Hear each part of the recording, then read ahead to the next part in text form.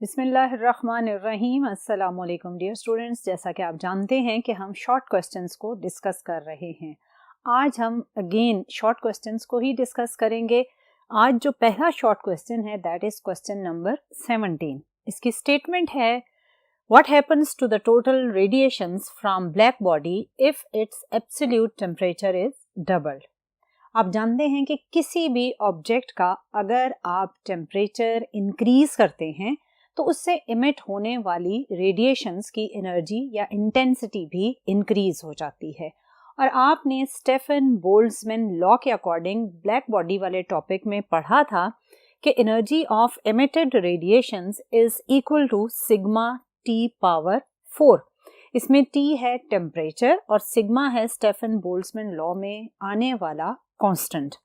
अब इसमें जो क्वेश्चन है आपको ये कहा गया है कि जो टेम्परेचर है ब्लैक बॉडी का आपने उसे डबल कर दिया। अगर आप टेम्परेचर को डबल करते हैं तो जो एनर्जी या एमिटेड रेडिएशंस की जो एनर्जी है उसमें कितना चेंज आएगा वो आपने बताना है।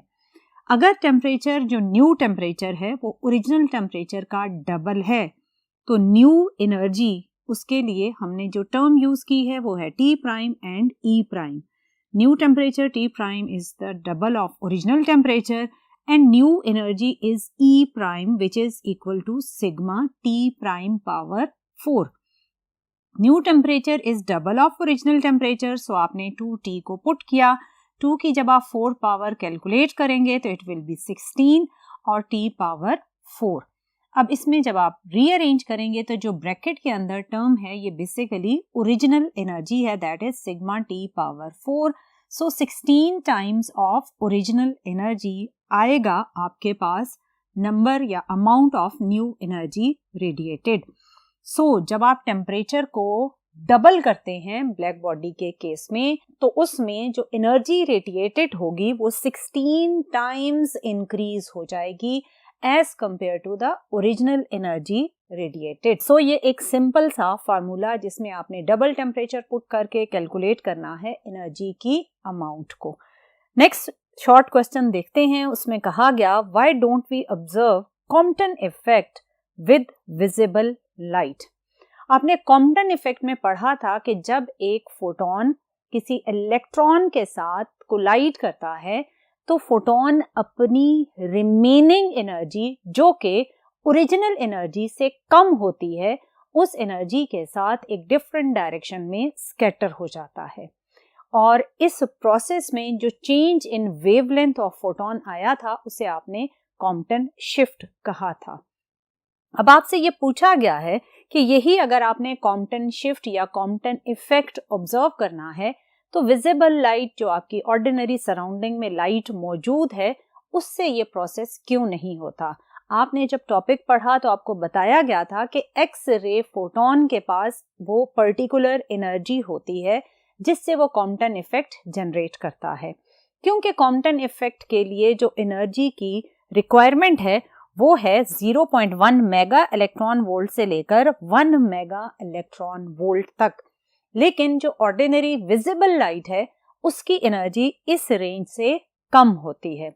क्योंकि ये एनर्जी विजिबल लाइट की कम है सो ऑब्वियसली उसमें आपके पास कॉम्पटन शिफ्ट या कॉम्पटन इफेक्ट का फिनोमेना आप ऑब्जर्व नहीं कर सकते।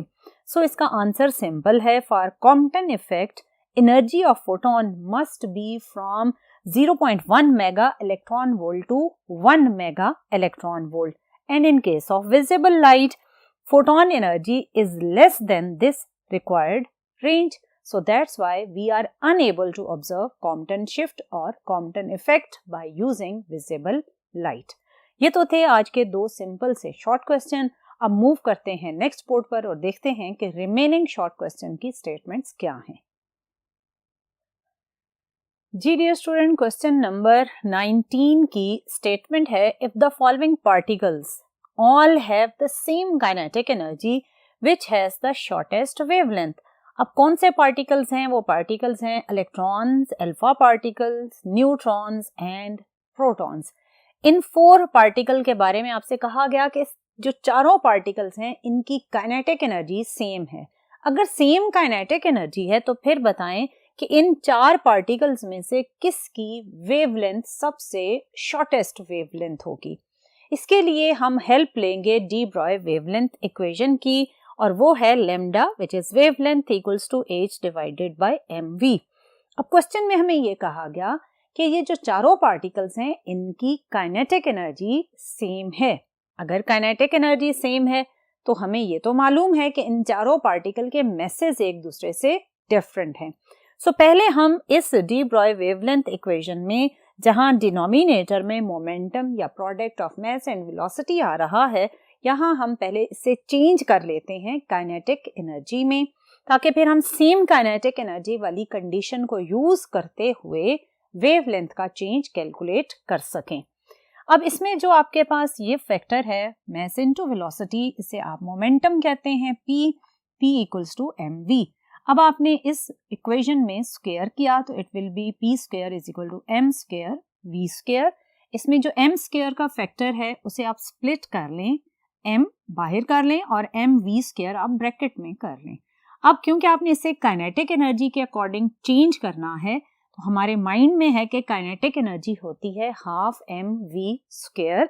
सो हम इसमें कुछ चेंज लाएंगे so that we can generate half mv square factor in this. इसके लिए आप इस पूरे फैक्टर को 2 से मल्टीप्लाई एंड डिवाइड कर दें। जब आपने 2 से मल्टीप्लाई एंड डिवाइड किया, आप इस 2 के फैक्टर को इस m के साथ कंबाइन करें तो इट विल बी 2m, और ये वाला 2 का फैक्टर आप इस ब्रैकेट वाले फैक्टर के साथ कंबाइन कर दें तो इट विल बी 2m, और ब्रैकेट में आ जाएगा half mv square, and this half mv square is the kinetic energy. So 2m into kinetic energy. So आपके पास p स्क्वायर किसके इक्वल आ गया, 2m इनटू काइनेटिक एनर्जी। इसमें p को आप ऑब्वियसली स्क्वायर की फॉर्म में है, स्क्वायर रूट ले लें तो p किसके इक्वल हो जाएगा, under root 2m into kinetic energy. अब आपके पास ये जो इक्वेशन थी इसमें h डिवाइडेड बाय mv किसके इक्वल आ जाएगा, h डिवाइडेड बाय p, और p को आप इससे रिप्लेस करेंगे तो it will be h divided by 2m into kinetic energy. अब इसमें h क्या होता है, ये होता है प्लैंक्स कांस्टेंट, और डिनोमिनेटर में क्या आ रहा है, काइनेटिक एनर्जी। और आपसे कहा गया कि इन चारों पार्टिकल्स की जो काइनेटिक एनर्जी है वो सेम है। सो इट मीन्स कि इसमें h divided bye kinetic energy का जो फैक्टर है ये वाला, ये क्या हो जाएगा, ये एक कांस्टेंट फैक्टर हो जाएगा, क्योंकि h तो खुद ही कांस्टेंट था और काइनेटिक एनर्जी चारों के लिए क्योंकि सेम है उसमें वेरिएशन ही नहीं है। सो h divided bye kinetic energy same हो गया। तो आपके पास जो रिमेनिंग फैक्टर बचेगा वो है अंडर रूट 2m, जिसके अकॉर्डिंग लेम्डा किसके, मैस के इनवर्सली प्रोपोर्शनल हो जाएगा। अगर वेवलेंथ और मैस इनवर्सली प्रोपोर्शनल है तो इसका मतलब जिसका मैस सबसे कम होगा उसकी वेवलेंथ सबसे ज्यादा होगी, और जिसका मैस सबसे बिगर होगा उसकी वेवलेंथ सबसे फिर शॉर्टेस्ट होगी। इन 4 पार्टिकल्स में से जो अल्फा पार्टिकल है उसका मैस सबसे ज्यादा होता है, सबसे हैवी पार्टिकल है अल्फा। सो अगर अल्फा पार्टिकल का मैस सबसे ज्यादा है तो फिर उसकी वेवलेंथ क्योंकि मैस के इनवर्सली प्रोपोर्शनल है तो वेवलेंथ फिर सबसे शॉर्टेस्ट होगी। सो m alpha which is mass of alpha is largest, so wavelength of alpha particle is shortest because all have same kinetic energy. सो ये है कि किस तरह आपने वेवलेंथ और मैस का रिलेशनशिप फाइंड करना है। अब देखते हैं क्वेश्चन नंबर 20। क्वेश्चन नंबर 20 में आपसे कहा गया if an electron and a proton have the same D Broglie wavelength which particle has greater speed. अब इसमें अगेन आपको इलेक्ट्रॉन और प्रोटॉन दिए गए और कहा गया कि दोनों की जो डी ब्रॉय वेवलेंथ है वो सेम है, लेकिन आप जानते हैं कि दोनों के मैस में डिफरेंस है, इलेक्ट्रॉन लाइटर है और प्रोटॉन हेवियर है। अब अगर इनके पास वेवलेंथ सेम है तो फिर ऑब्वियसली इनकी वेलोसिटी में भी डिफरेंस होगा, जिसकी वजह से इनकी वेवलेंथ सेम हो गई। अब वो डिफरेंस कैसे आपको पता चलेगा, इनमें से कौन तेज चल रहा था कौन स्लो चल रहा था, उसके लिए आप अगर इक्वेशन देखें डी ब्रॉय की तो वो है lambda is equal to h divided by mv, क्योंकि उसने कहा कि वेवलेंथ सेम है। सो वेवलेंथ सेम होने के लिए आप पहले इसको थोड़ा सा रीअरेंज करें। एम वी का फैक्टर आप लेफ्ट साइड पर शिफ्ट करेंगे तो लेमडा आपके पास डिनोमिनेटर में आएगा, M V is equal to H divided by lambda. अब ये जो प्रोडक्ट है mass into velocity of these two particles वो किसके इक्वल है, एच ओवर लेमडा। एच क्या है, प्लैंक्स कांस्टेंट है, लेमडा क्या है, वेवलेंथ है, जो कि सेम है दोनों के लिए। अगर वो सेम है तो इसका मतलब अगेन एच ओवर लेमडा का फैक्टर क्या होगा, कांस्टेंट होगा।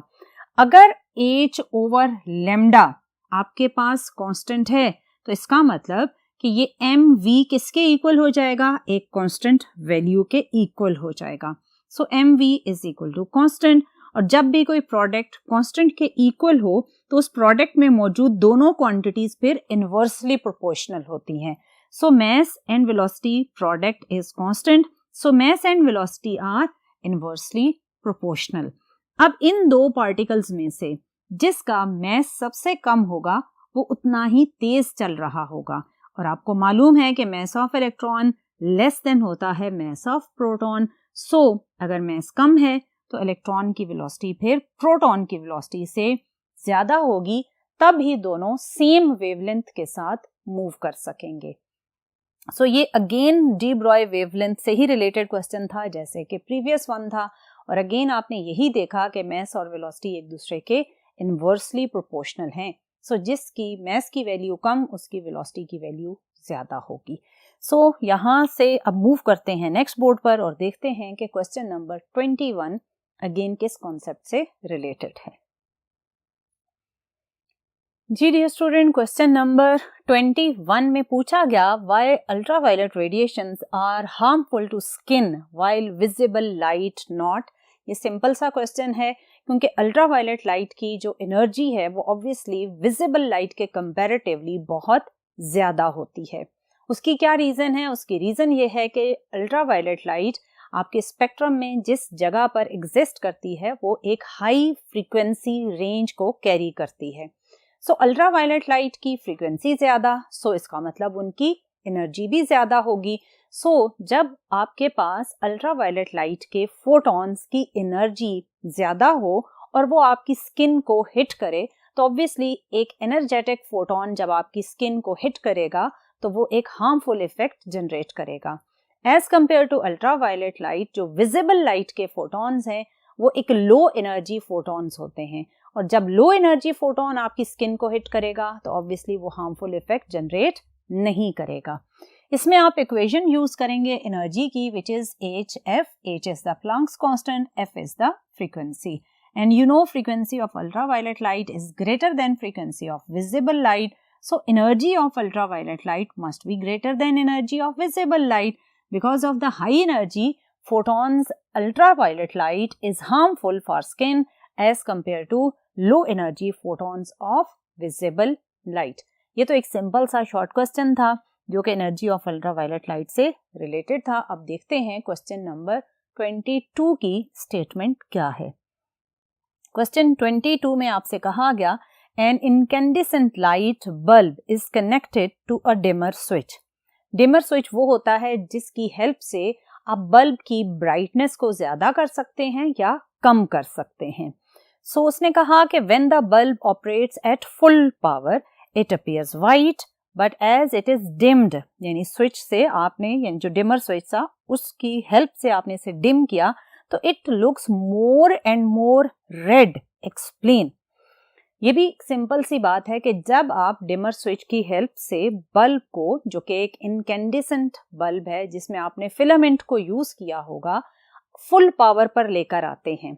सो जब डिमर स्विच को आपने फुल पावर पर सेट किया होगा तो फिलामेंट के अंदर हीटिंग इफेक्ट बहुत ज्यादा होगा और हीटिंग इफेक्ट ज्यादा होने की वजह से उसका जो टेम्परेचर है वो बहुत ज्यादा होगा। जब टेम्परेचर ज्यादा होगा तो ऑब्वियसली जो एनर्जी वो एमिट करेगा वो हाई फ्रीक्वेंसी रेंज की एनर्जी होगी क्योंकि टेम्परेचर और फ्रीक्वेंसी या एनर्जी डायरेक्टली प्रोपोर्शनल होते हैं। सो एट फुल पावर आपके पास टेम्परेचर ज्यादा है, टेम्परेचर ज्यादा होने की वजह से फ्रीक्वेंसी ऑफ एमिटेड लाइट ज्यादा होगी और जब हाई फ्रीक्वेंसी लाइट एमिट हो रही हो तो वो वाइट लाइट को इंडिकेट करती है। लेकिन इसी डिमर स्विच को जब आप लो पावर मोड पर यानी डिम मोड पर लेकर आते हैं तो ऑब्वियसली फिलामेंट के अंदर हीटिंग इफेक्ट कम हो जाता है। जब हीटिंग इफेक्ट कम हुआ तो टेम्परेचर कम हो जाएगा। जब टेम्परेचर कम होगा तो आपके पास जो इमिटेड लाइट है वो एक लो एनर्जी रेंज में चली जाएगी। और लो एनर्जी का मतलब होता है लो फ्रीक्वेंसी, और लो फ्रीक्वेंसी का मतलब होता है लॉन्गर वेवलेंथ। और इसमें भी अगर आप इस इक्वेशन की हेल्प लें, E is equal to HF, और इसको फर्दर आप लिखें तो ये होगा HC ओवर लैम्डा। यानी जब आप फुल पावर मोड पर हैं तो टेम्परेचर ज्यादा है, सो फ्रीक्वेंसी ज्यादा, सो एमिटेड लाइट की एनर्जी भी ज्यादा होगी।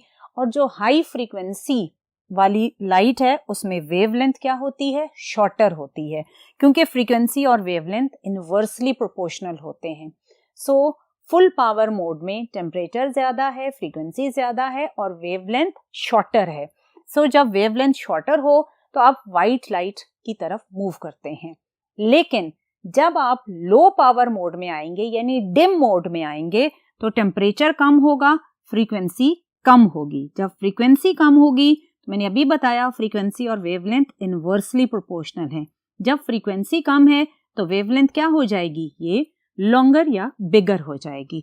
और जब आप विजिबल स्पेक्ट्रम में बिगर वेवलेंथ की तरफ जाते हैं तो वो शिफ्ट होता है टुवर्ड्स द रेड कलर, क्योंकि रेड कलर की वेवलेंथ लॉन्गर वेवलेंथ होती है और लो फ्रीक्वेंसी रेडिएशंस होती हैं। So low temperature, low frequency, longer wavelength, और लॉन्गर वेवलेंथ में आप किस तरफ शिफ्ट करेंगे, रेड कलर की तरफ शिफ्ट करेंगे। So at full power, temperature of the filament increases, due to which wavelength of the emitted light decreases. अभी मैंने बताया कि टेम्परेचर इंक्रीज हो, फ्रीक्वेंसी इंक्रीज होती है, देन वेवलेंथ शॉर्टर हो जाती है। जब वेवलेंथ डिक्रीज हुई तो लाइट बल्ब अपीयर्स वाइट। लेकिन जब आप डिमर सिचुएशन में आएंगे तो डिमर सिचुएशन में टेम्परेचर क्या हो जाएगा, डिक्रीज हो जाएगा, जिसकी वजह से वेवलेंथ जो इमिटेड लाइट की है वो इंक्रीज होना स्टार्ट हो जाएगी। और जब वेवलेंथ इंक्रीज हो रही हो तो आप रेड कलर की तरफ शिफ्ट कर रहे होते हैं, क्योंकि रेड कलर की वेवलेंथ सबसे लॉन्गर वेवलेंथ है। सो डियर स्टूडेंट, ये था कि किस तरह टेम्परेचर, वेवलेंथ एंड फ्रीक्वेंसी एक दूसरे के साथ लिंक्ड हैं। ये थे आज के शॉर्ट क्वेश्चन। इंशाल्लाह आने वाले लेक्चर्स में मजीद डिफरेंट कॉन्सेप्ट्स के साथ मुलाकात करेंगे। टिल नेक्स्ट लेक्चर, अल्लाह हाफिज।